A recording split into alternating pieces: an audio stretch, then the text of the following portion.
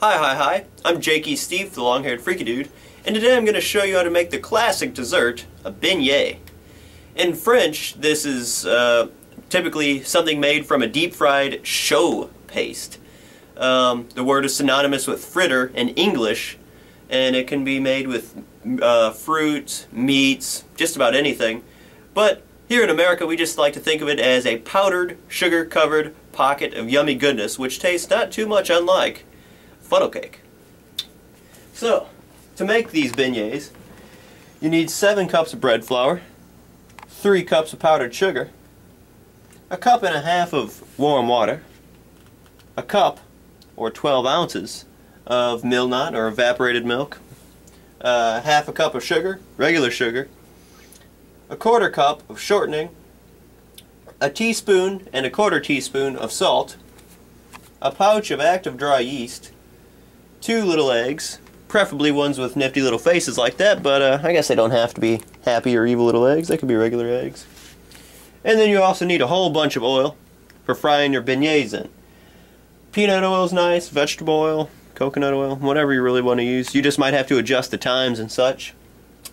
And also you'll need a vessel with which to deep fry your beignets.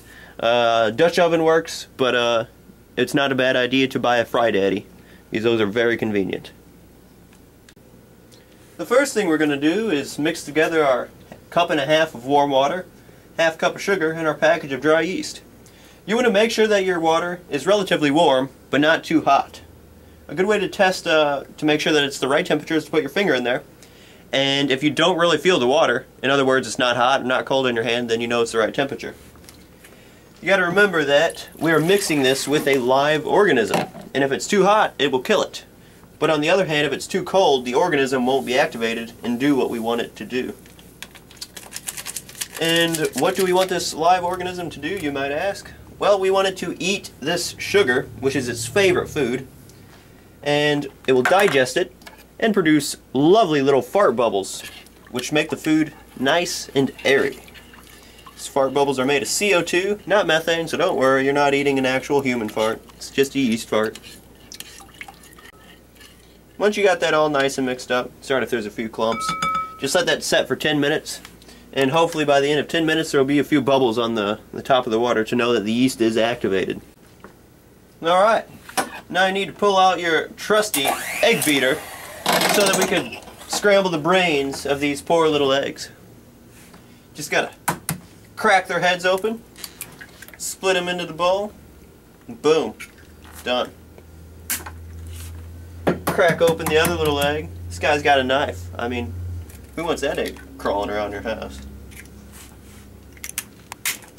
Ugh. And now you're just going to scramble their brains with your cup of milnut and your teaspoon and 1/4 teaspoon of salt. Mix until well beaten.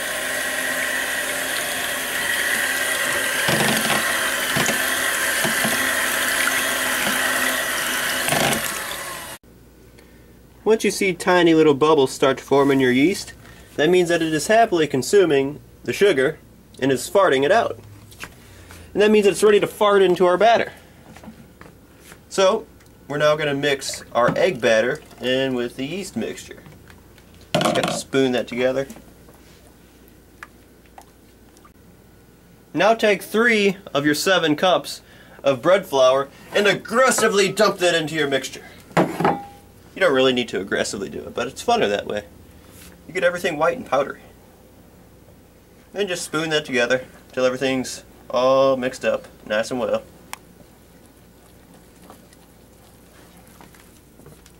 Now we're going to mix our 1/4 cup of shortening in with the remaining bits of our batter.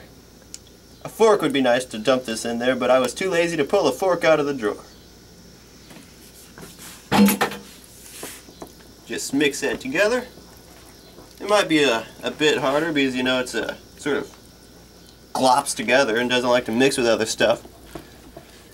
It's very racist in terms of the culinary world. It doesn't like to mingle with other ingredients too well. Alright, and once that's in, we're just going to slowly mix in the remaining 4 cups of our bread flour into the mixture. Like so. Slowly. Not aggressively. Slowly. Slowly. slowly, slowly, slowly, slowly.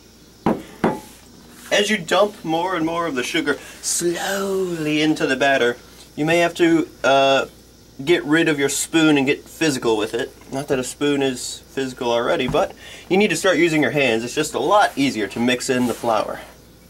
You're going to be using your hands in the next step anyway, so it really is necessary to dispose of the spoon once it gets too hard. And eat some of the dough off of it if you like.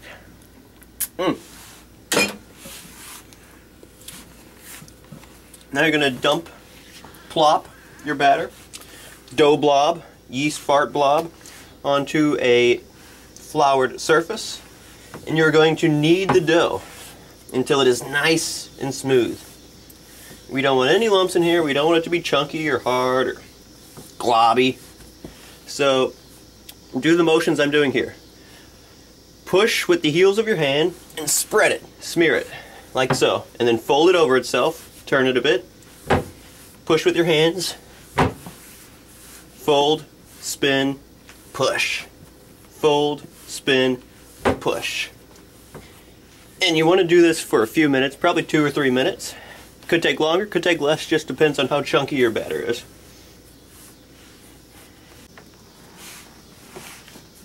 Once you feel that your dough is nice, smooth, and kneaded, take it, set it back down, take some Baker's Joy, spray a large bowl.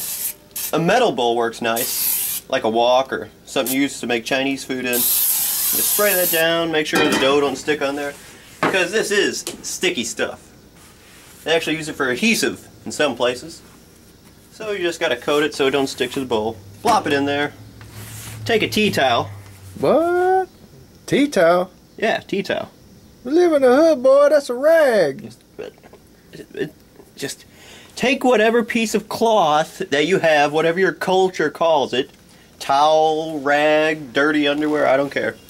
Just take the tea towel, cover the dough, and let it set in a warm place for about 2 hours so that you give the yeast plenty of time to eat its sugar, fart it out, and to make your dough rise.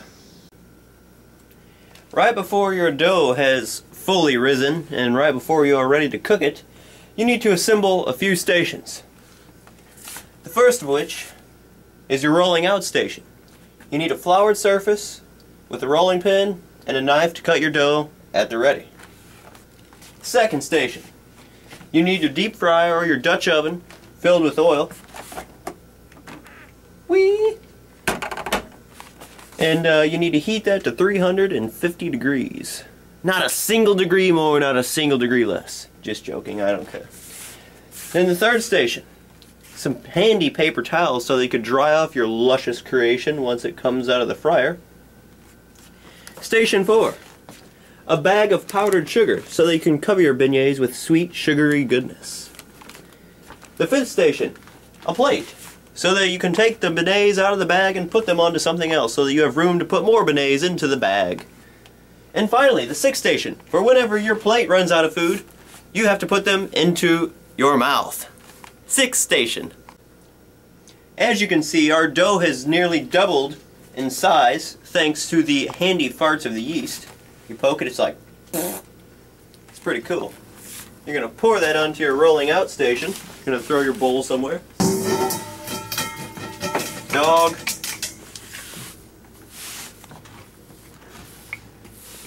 And now you're going to roll your dough out to 1/4 inch thickness.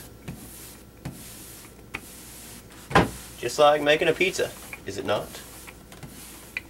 Don't worry about if the dough is square or circle or whatever. Whenever we cut it and fry it, shape really isn't going to matter.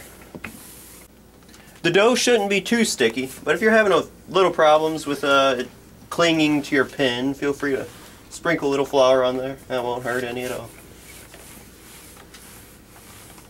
And this dough rolls out real easy. It's not like cookie dough or something that just rides out. If you want to use spacers to get a precise depth of 1/4 inch, that's fine, but eyeballing it is really okay.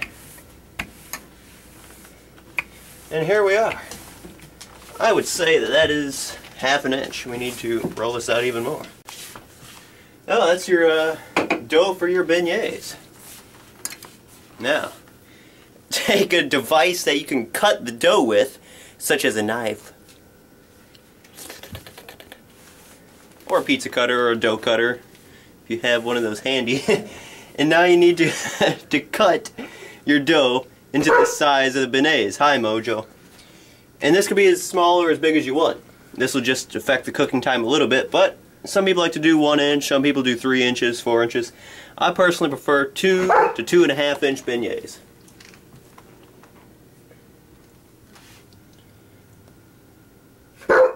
And there we go. These will produce, the edges will produce weird shaped beignets, but that is okay. They'll fry up, maybe not as well as the square ones, but it's still a dessert, and we treat all desserts the same, do we not?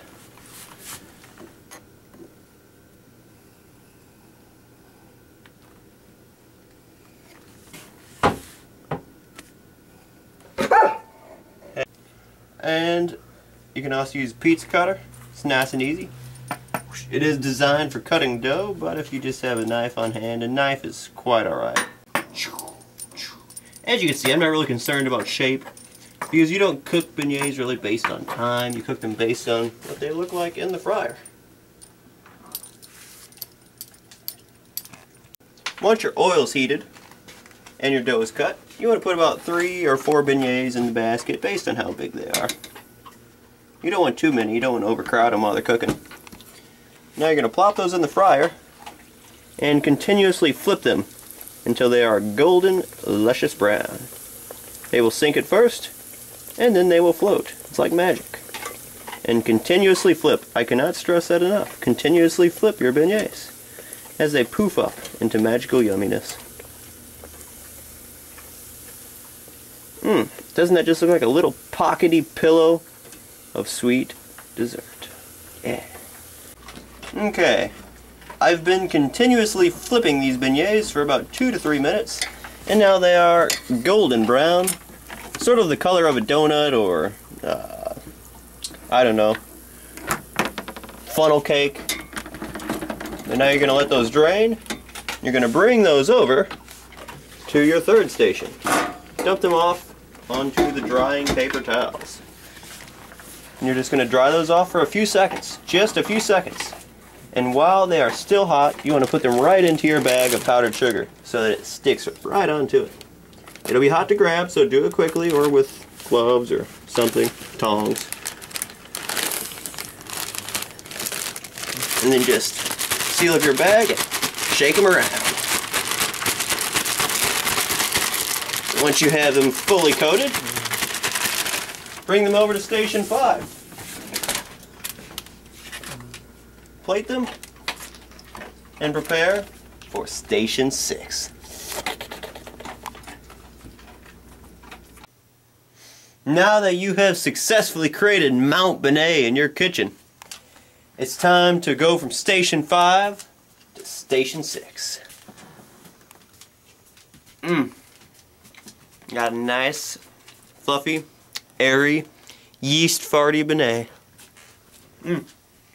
I approve. But what does the real critic think?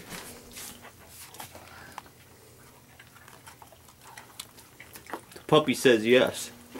And that's why you should make these, because the puppies approve.